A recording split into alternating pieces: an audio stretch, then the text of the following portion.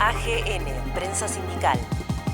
Podcast. Lorenzo Pepe, el reconocido militante, dirigente sindical y legislador, recorrió en Palabra Sindical su propia historia ligada a esos días del año 45. Y a continuación, este 17 de octubre, vamos a escuchar a uno de los pocos protagonistas que hoy todavía nos pueden contar cómo fueron aquellos acontecimientos. Un hombre que viene del ámbito sindical ferroviario, fue legislador también por el Partido Justicialista, un histórico del movimiento obrero como lo fue y lo es Lorenzo Pepe, un hombre que vivió en su adolescencia en carne propia lo que fue este 17 de octubre que hoy estamos conmemorando. Escuchamos entonces el testimonio aquí en Palabra Sindical de Lorenzo Pepe. Lorenzo, ¿qué significado adquiere el 17 de octubre en la actualidad? Sobre todo para usted, un militante peronista histórico y también hombre del movimiento sindical argentino, teniendo en cuenta que por lo menos uno puede decir que el 17 de octubre es algo más que una fecha y es algo más que una celebración, porque fue un proceso de revolución cultural, social y política, si lo miramos en perspectiva. Sí, no cabe ninguna duda, Gustavo. Los que tuvimos el privilegio, esto va entrecomillado, porque el privilegio fue estar vivo en esa época. Otros no alcanzaron.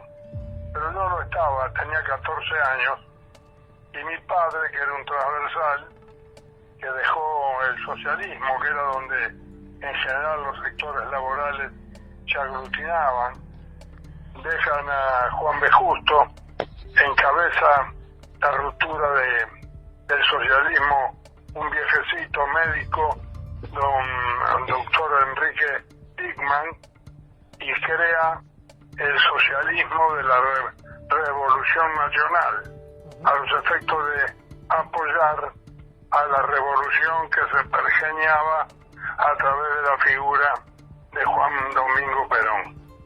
Y nosotros fuimos ese día a Plaza de Mayo. No se sabía muy bien si realmente se iba a conseguir la libertad de Perón, pero esto se produjo.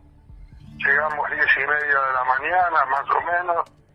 Era una época en que uno era muy machista todo, pero el jefe de familia era el que, digamos, el proveedor, ¿no? Como en las viejas épocas, quien proveía era la referencia del grupo familiar. Y mi padre era el único que trabajaba, la familia no era grande, pero estaba la madre de él todavía viva,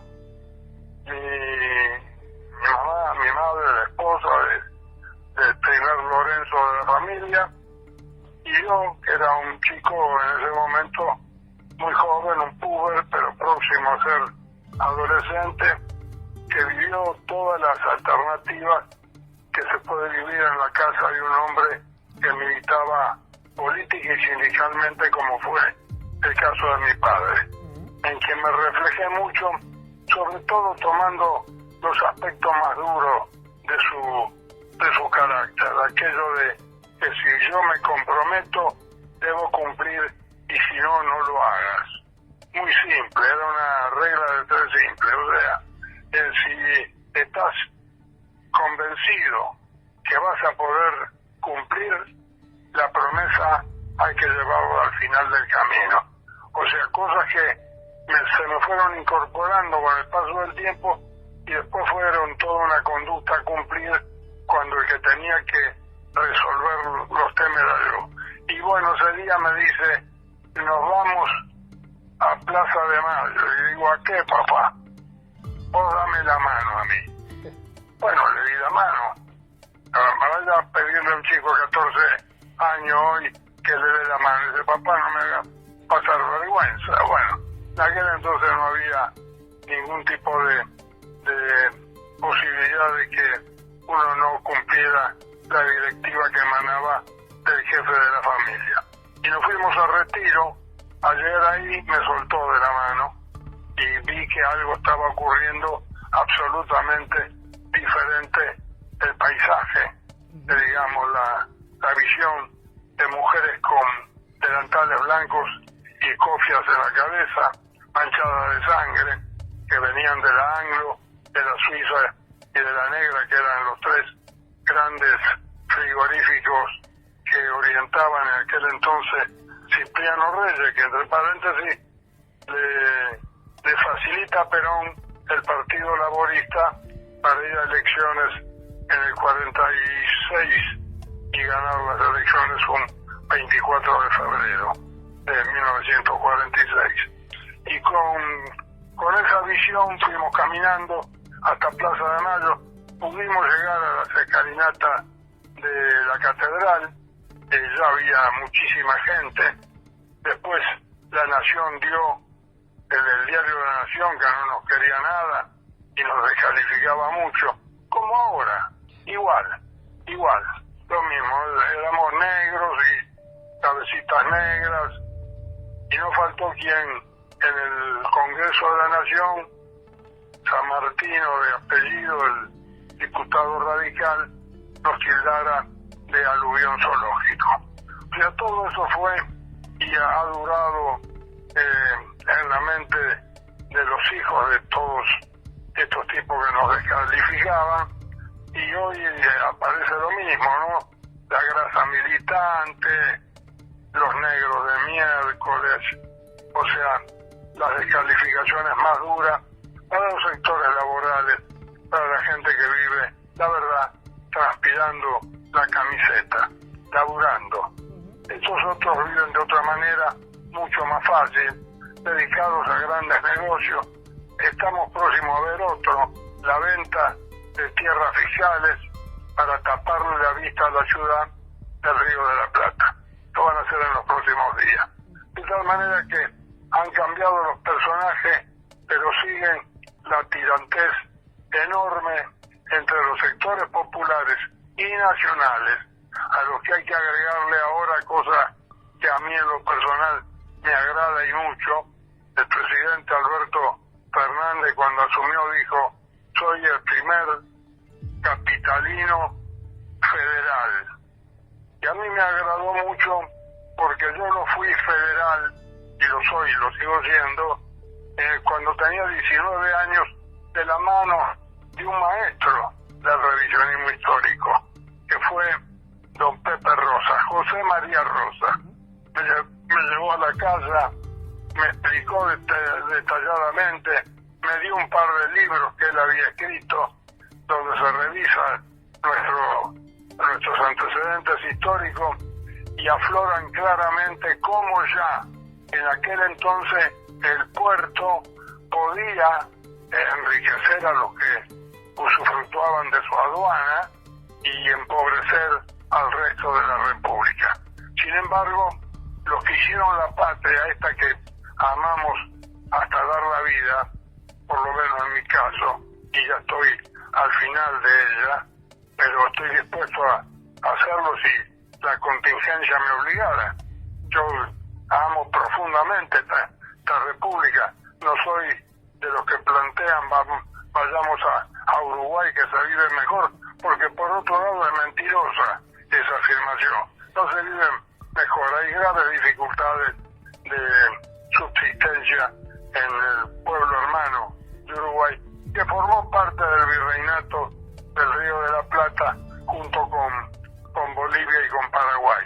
Los perdimos porque los portuarios, o sea los porteños, los de la aduana, operaron en contra de la integración total de lo que fue el virreinato del Río de la Plata.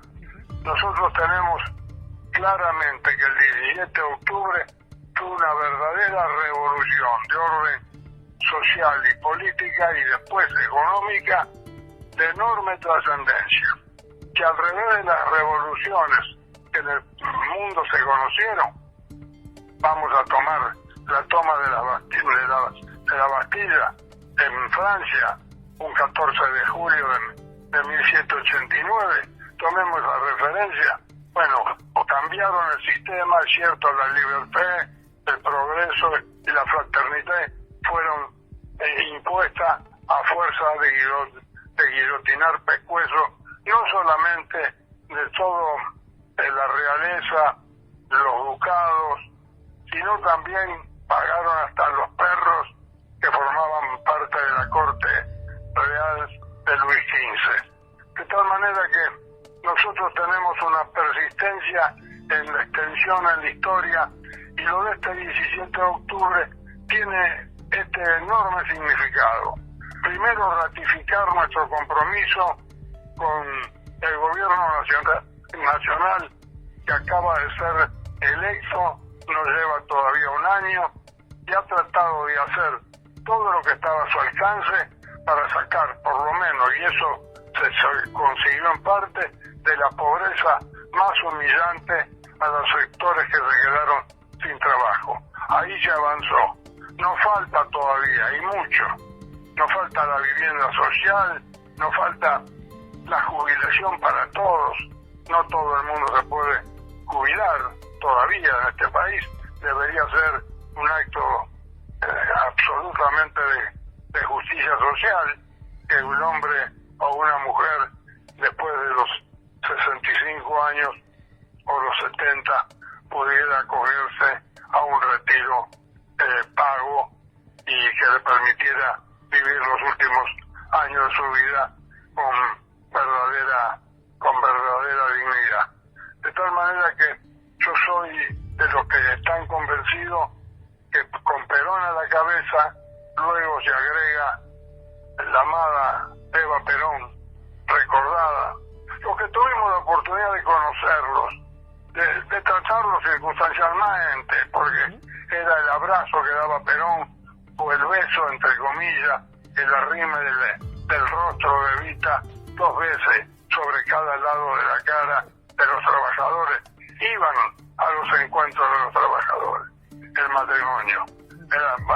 Nunca más ocurrió. La Nación tituló un acto demagógico el haber ido al Congreso Nacional de los Trabajadores de la Unión Ferroviaria, que yo conformaba, y tuve el honor del abrazo, del primer abrazo, porque después tuve otro cuando lo fui a ver en el exilio en 1966, pero también tuve eso que me tomó de los brazos y arrimó su cara a mi rostro, Eva Perón. ¿Cómo olvidarme, querido Gustavo, de cuestiones tan conmovedoras de hombres y mujeres que entraron a la historia por la puerta grande? Son los próceres del siglo XX sin ninguna duda. No lo busquen afuera, el peronismo lo tiene y se los ofrece al resto de nuestra sociedad y de nuestros conciudadanos, pero de nuestro grupo político y social profundamente arraigado en los sectores populares salieron las mejores figuras. Hay otros, ¿por qué no? Claro que los hay, pero los principales, repito, tanto Juan Domingo Perón como Eva Perón, esos son las grandes figuras próceres de nuestra república cuando haya que hacer el balance del paso por la política y por la vida de los mejores hombres y mejores mujeres de la república. En fin, lo escucho, Gustavo. El peronismo también es una forma de vida, y en esa forma de vida, obviamente, lo primero que emerge es la figura de la comunidad para que el hombre se realice. Ahora, en esta perspectiva, y mirando también al 17 de octubre, el peronismo también nos legó una ética, y es la ética de la solidaridad, de pensar en el otro constantemente, que bien está señalado en lo que usted viene narrando en estos momentos, ¿no? Sí. Y yo antes de entrar en la nota, que valoro y agradezco, le iba a decir cuál era mi deseo. Mi deseo profundo era hacer un gran acto público el 17 de octubre. Lamentablemente la pandemia, que más que la pandemia es un pandemonio, y realmente nos ha afectado enormemente, además de la enorme cantidad de muertes con la que hemos pagado, lo que ha pagado el pueblo argentino. Esperemos, Dios mediante, que la providencia y la ciencia nos ayuden a salir de esta situación. Pero el gran acto de apoyo político para terminar de una vez por todas por este grupo de neoliberales absolutamente enajenados, tipos que no están bien de la cabeza, pero en serio. El 17 de agosto lo tengo grabado, porque alcancé a grabar el momento en que un trastornado que estaba en la manifestación de los liberales ahí, ellos mismos se han tratado de iluministas y sin querer han encajado con los iluministas del comienzo de la República, de los portuarios. De los portuarios eran iluministas también, que estaban por encima. Sarmiento llegó a decir esto respetuosamente por todos nuestros docentes, está de más decirlo, maestras y maestros que han dejado no solamente su conocimiento y su formación cultural y educativa, sino que han dejado parte de su vida, ¿no es cierto? Y iluministas eran aquellos que se destacaban por ser, porque eran un poco más cultos que el resto de los paisanos y los gauchos y los caudillos federales que formaron las montoneras, que fueron los que dieron las grandes peleas. El norte no pudo ser invadido nuevamente por las tropas españolas porque lo bancaron los bárbaros, al decir de Sarmiento, los bárbaros, entre ellos Facundo Quiroga, que pagó inclusive con su vida. Y Sarmiento le hace una carta a Bartolomé Mitre cuando queda a cargo del Ejército Grande, que comenzó el Ejército Grande, así se llamaba un ejército formado por federales, que después de Pavón cambia, porque bueno, tenemos dificultades ahí, cambia, pero la verdad que eran hombres muy especiales, y Sarmiento le manda, está escrito, esto cualquiera puede ir, si dice Lorenzo está macaneando, vayan a la escribanía general y nacional de la Casa de Gobierno y busquen entre la correspondencia de los hombres importantes que tuvo la República, una en la que Sarmiento le dice a Bartolomé Mitre: general, no ahorre sangre de gaucho, que es lo único humano que tienen. Ese era Sarmiento. Sí, exactamente. Ojo al Cristo, estamos hablando de personajes que pasaron a la historia como lo más grande, lo más sublime, lo más respetable. Yo tengo alguna duda. O sea, ¿había algún cariño para con la gente que conformaba el viejo virreinato del Río de la Plata, que dejaron perder inclusive territorio, como el caso de Bolivia o de Paraguay o de Uruguay, la banda oriental? Artigas hizo todo lo posible por mantenerse, mandó su delegado al Congreso del año 13 y se lo rechazaron los portuarios. Bueno, está la guerra de la Triple Alianza, ¿no? Que ahí muestra también cómo Argentina estaba sumida a los intereses del imperialismo inglés, ¿no? Así es. Y Urquiza haciéndole amanuense de Pedro II, el emperador portugués de origen, pero brasilero en el momento de la guerra con Brasil.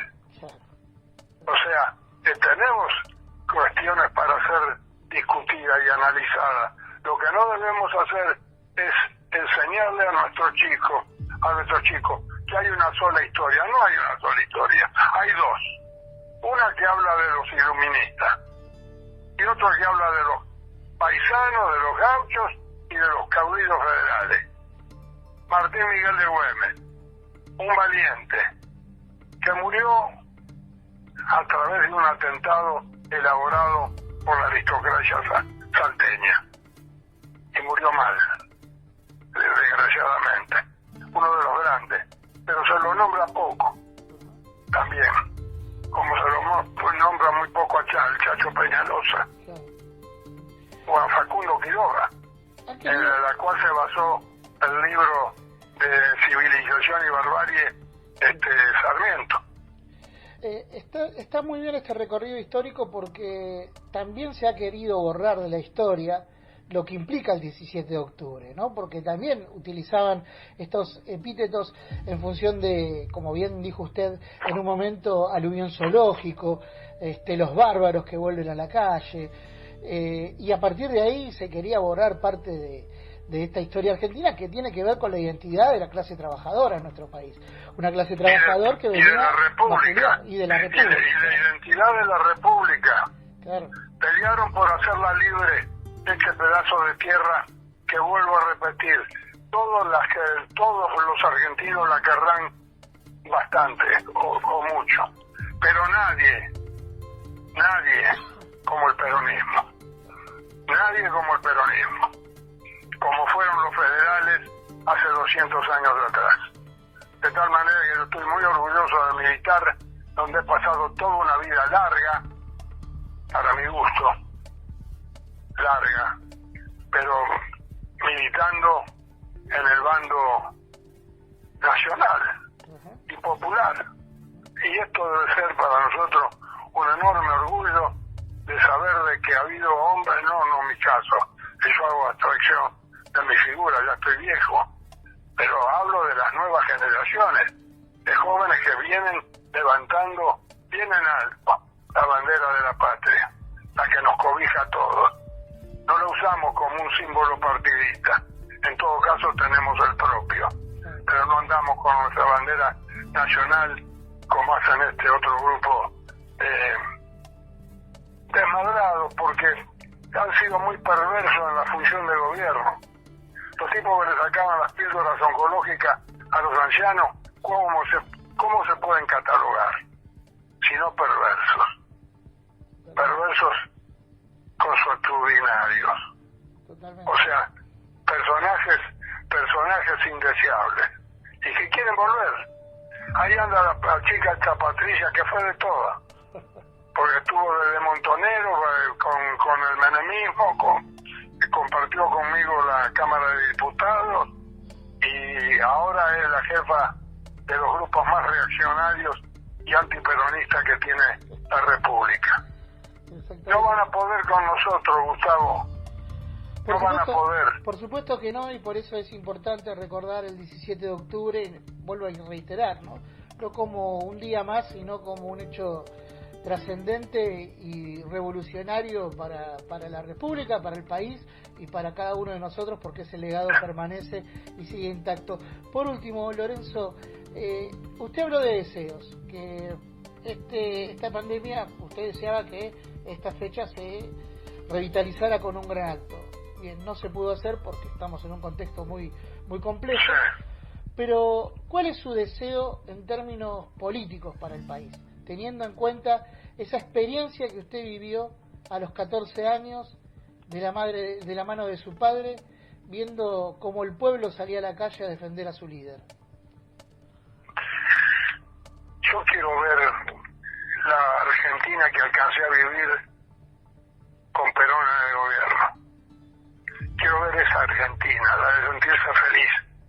La Argentina que le dio la igualdad en la oportunidad a cuanto argentino quería crecer política o intelectualmente. La igualdad en la oportunidad, la más enorme de las conquistas sociales que tuvo el peronismo. La gente cree que fue gratuita la universidad siempre, no era gratuita. En la reforma de 1918, que es cierto, el radicalismo tuvo bastante que ver, pero lo único que pudieron conseguir en aquel entonces es permitir que los centros de los estudiantes y los centros de los profesores se sentaran con el comité educativo de la universidad, pero no la gratuidad. La gratuidad la hizo Perón por decreto. A ver si se escucha bien. La gratuidad para que cualquiera de los pibes que me están escuchando quieran ser abogados, ingenieros o médicos, tenían que pagar. Había que, si no tenía fortuna, por eso estaba reservado para los portuarios, porque tenía mucha guita. La gente pobre no podía ir. Los hijos de los pobres tenían vedado el estudio, una cuestión tan elemental. Y nosotros lo hicimos.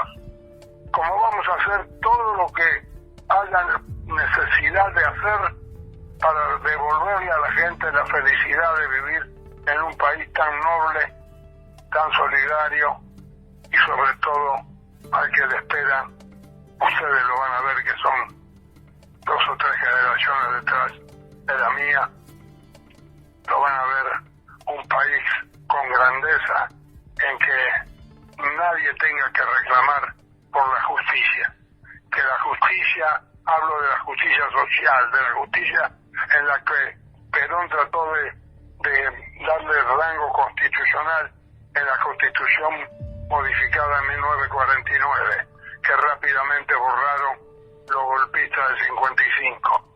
Pero el estatus legal a las condiciones sociales de igualdad para todos y de posibilidades de acceso al alto estudio estaba inserto en uno de los artículos constitucionales que fue borrado por los golpistas. También un grupo de miserables, porque rompieron, destrozaron durante, nos tuvieron 20 años en el exilio, mucho tiempo, a mucha gente, nosotros proscriptos, y Perón 20 años afuera, 18 años y medio. Y cuando lo fui a ver a Perón, y con esto cierro, Gustavo, Sí.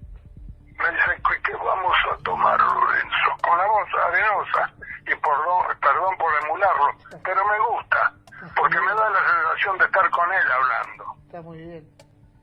Y le digo, yo no tomo, general, entonces vamos a tomar un coñac. Él mismo se autoinvitó y me invitó a mí. Y cuando sirvió, y caliéntele la copa a la chica a la que atendía en Quinta, en la Quinta 17 de octubre, en Puerta de Hierro, que el lugar madrileño se llamaba Puerta de Hierro. Cuando dice, bueno, nos ponemos de pie, pusimos de pie, chocamos la copa, dijo, por el regreso, Lorenzo.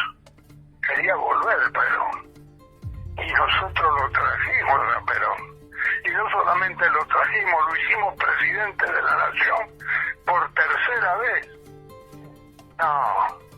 No pueden con nosotros, por eso nos odian, por eso nos quieren. Para Macri y para todo ese grupo de personajes, los peronistas más buenos son los peronistas muertos.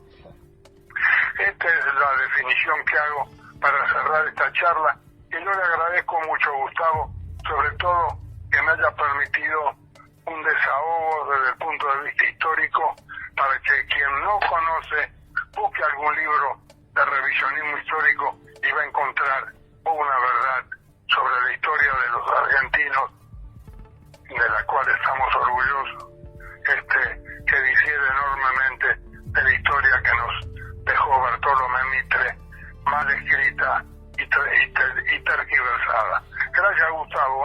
Gracias a usted, Lorenzo, porque es un orgullo para nosotros tenerlos en este especial que estamos realizando sobre el 17 de octubre, y tener en cuenta que para un peronista no hay nada mejor que otro peronista. Así que un abrazo. Muchas gracias, un fuerte abrazo. Abrazo grande. AGN, Prensa Sindical. Podcast.